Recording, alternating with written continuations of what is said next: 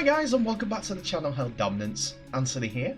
Please remember to like and subscribe, and also click that notification bell if you're enjoying what you see and want to see more. Coming up, 3 stories from the NARL clubs, Cleveland's new sponsorship deal, and also a partnership with their junior club. More information from Toronto for the Canada Cup, and also announcements on their coaching setup. And Boston 13's coach Robin Pears speaks all things Boston 13s with Hold the Ball YouTube channel. This is my last story of the lot, so please go listen to those before you listen to my story. So we're looking into the Canada Cup again because Toronto Wolfpack's team manager got back to me via email, Paul Buchanan, and he told me a little bit of information in regards to the structure of what's happening in Wolfpack. Now, along with Matt Wiles as head coach and Buchanan and the writers team manager, there has been some movement in regards to the roster of coaches, and they all seem to be coming from the Canadian Wolverines national team coaching setup. So, who are these people that are joining the coaching staff? First of all, we have Robin the Goat, who is on board as the attacking coach, Henry Mears, who is the defensive coach, Steve Paytek, the player development coach, Akariki Dawn, the performance coach, as well as strengthening and conditioning coach Simon Page, seen here in the motion of scoring a try. In that conversation, we were talking about the Canada Cup and what formats that run as now, as the Toronto versus Ottawa theme 3-game series gone by the wayside. What was said was the Canada Cup will be a 1-game series against the US-based NRL team. That will be announced as soon as tomorrow. Tomorrow being the 24th of August 2021. And the game is scheduled to be played at Lamport Stadium on Saturday, September 18th. So that's 2 confirmations that we've got for the actual game being of preparing. Looking into the future though, fortunately, at this point there are no plans this year to play any additional friendlies, but they're looking into the options to play further friendlies in 2022 in preparation for the 2022 NRL season. So, they've been holding their final trial game last weekend, which featured 2 teams picked from our Ontario-based trialists, along with 7 from British Columbia, who have been flown in for and will increase the competition for spots for the Canadian Cup. So that is fantastic news in regards to this. I do have to say that there is a little bit of information out there for the team manager, Paul Buchanan, as he's been around the Toronto Wolfpack since 2018. Now, he was firstly one of the 13 ambassadors for the Toronto Wolfpack, being of Australian and Canadian citizenship and located in Canada, or Ontario, Canada. He's been immersed in rugby league world for the past 50 years, from playing the game in his backyard with his 5-sibling child, through high school to Sydney University, Canadian Cougars, as well as team manager and assistant coach of Ontario Rugby League, Canada Rugby League, and the Canadian Rugby League, Canadian Wolverines Nationals. Safe to say he was already a major role for the game, especially in Canada. So, yes, he has got a bit of interest in the growth, and I'm really glad that he is on board due to a rugby league fan. Yes, I put up the wrong picture then, so please don't hold it against me, because Paul's right there on the right hand side, as I mentioned, and we wish him, Mark Myers, and all of the coaching staff luck with their selection. It did, however, announce on their Facebook page a few of the players that are going to be in teams. I know these players' names will not mean much to most people, but they are gunning their ways for their final trial game to get into a Toronto Wolfpack squad and potentially play in the NRL 2022 season. So you don't know. These players that you see in front of you may consist of stars of the NRL season. So let's wish them luck, and hopefully we'll see more of them. We also find out about the opponents, Toronto. Now here's a question. Is that Daniel Tupou, third from bottom on the right hand side, on from Sydney Roosters? My feelings say no, but be a hell of a coincidence. He turns out to be a winger.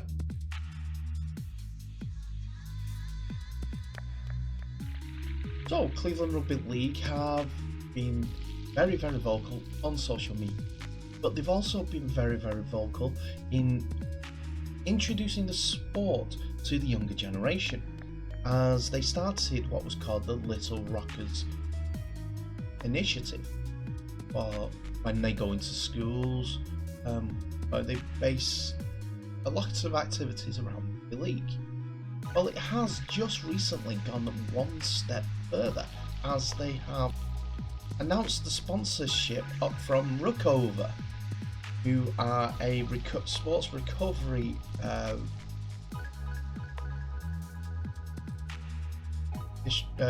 equipment and supplements, that sort of thing, service that have been predominantly used in rugby union. But with the connections through Ryan Burrows of the Cavalry, who Rookover first got involved with, they have also got involved with Cleveland and the Little Rockers campaign.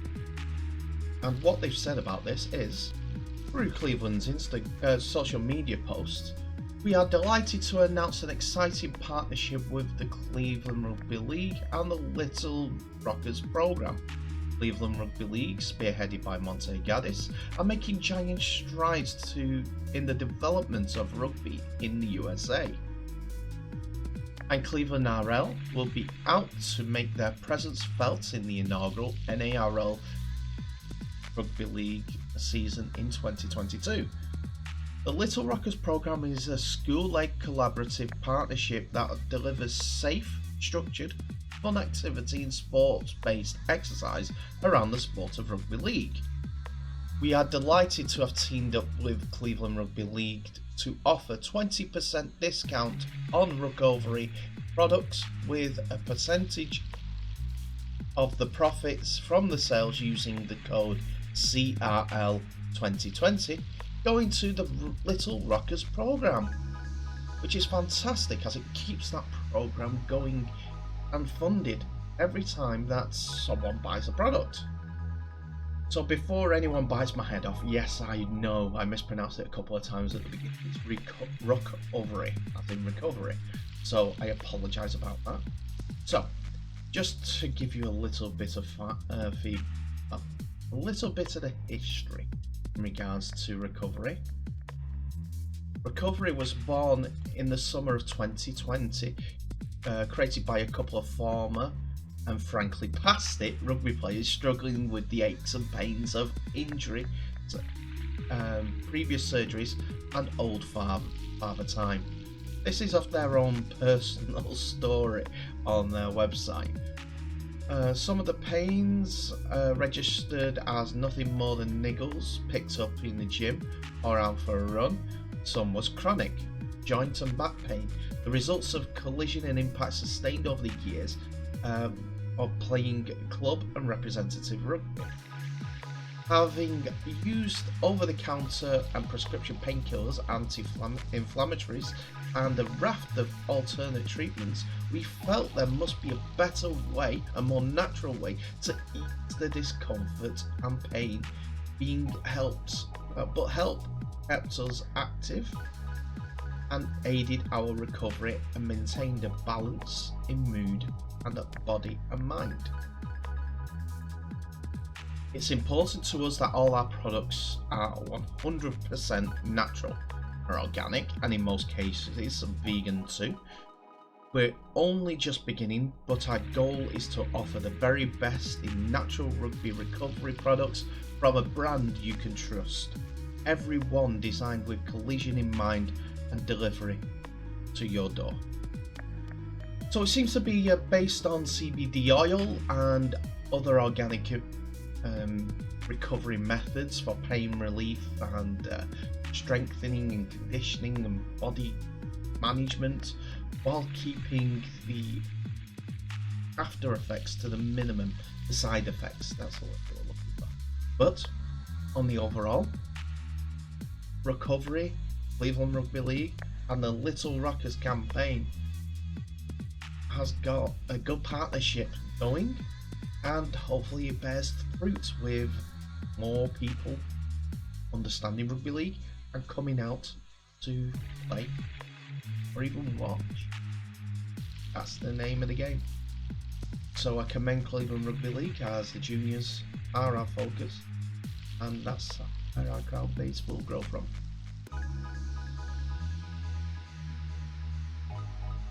So on Saturday night there was an interview done between Hold the Ball and head coach of the Boston 13, Robin Pearce, as they were talking about things 2021 for the Boston 13s and also what's going ahead for 2022. Now, they were saying that the aim for 2021 was to look at local players for the outside positions, outside backs, forwards, so on and so forth.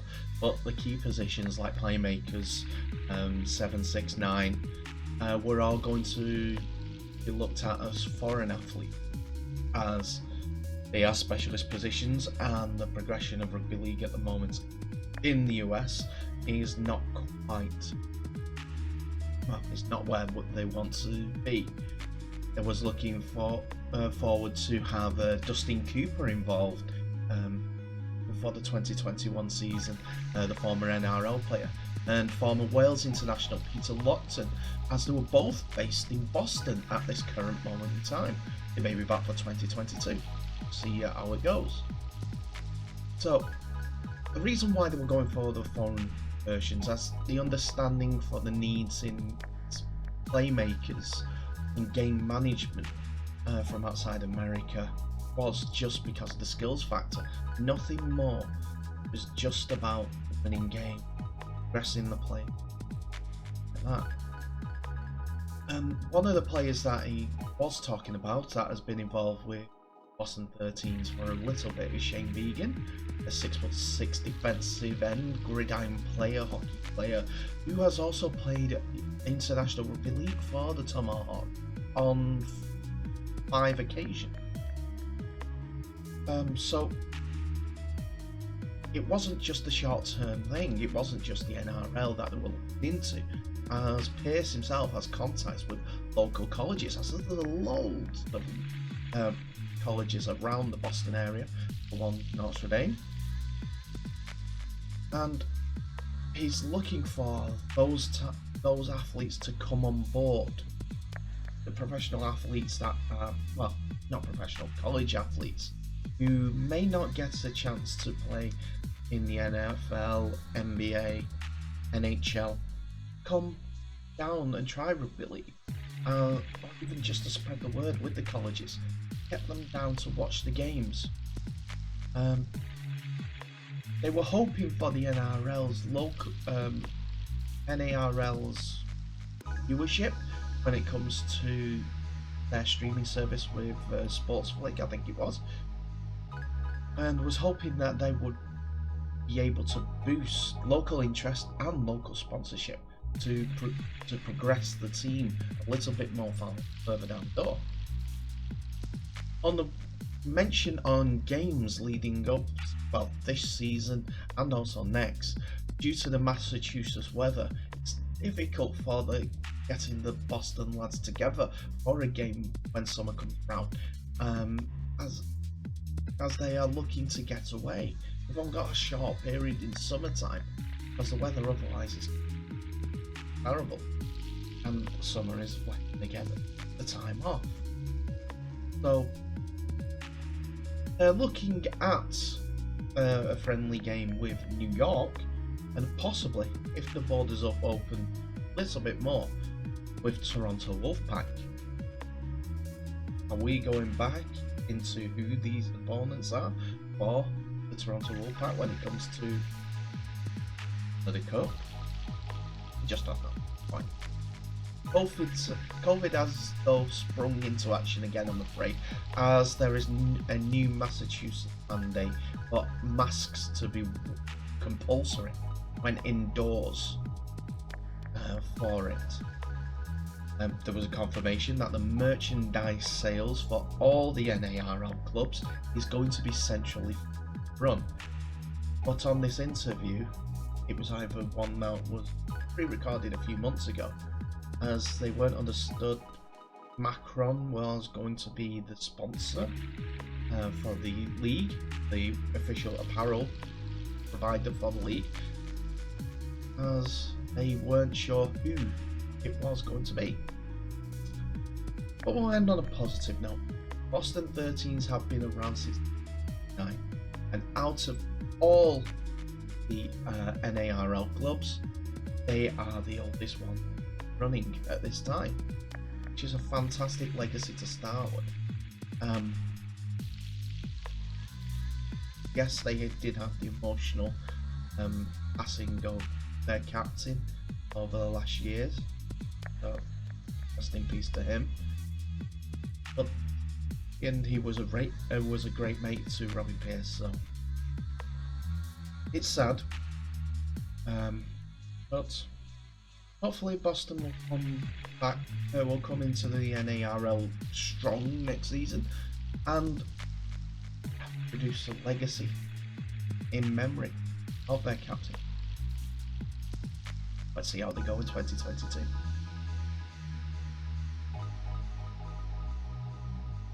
So that's it for another video, ladies and gentlemen. Yes, it's an NRL full episode. Excellent to hear from these three teams. We've heard a little bit from DC Cavalry, as they've had a friendlies earlier in the summer, and Atlanta Rhinos have had a friendly with Cleveland Rugby League. But we also have friendly battle between Team Newlyn, Atlanta Rhinos, and Team Burrows, Washington, with their All-Stars game down in Carolina. That's going to happen in September. So that's definitely 5 teams that we've got talking about rugby league, and with Boston talking to New York about a friendly, that's 6 that we've probably got on the go. The only one that we've not heard of really is from the Brooklyn Kings. I do hope that they make more noise soon. But that will mean an odd number of competing teams, if we're led to believe that the Ottawa Aces are only going to do the League One. That may change. They may have the B team in the NARL as well, which would be fantastic. Then we've got a full roster, but we need to hear more from them. But positive signs from 5, which is great, and I do hope we hear more and more from these teams as they keep progressing towards the 2022 season. Anyway, I'll just say thank you very much for watching. Stay tuned for tomorrow's episode, and also stay safe. All the best, and I'll catch you in the next video.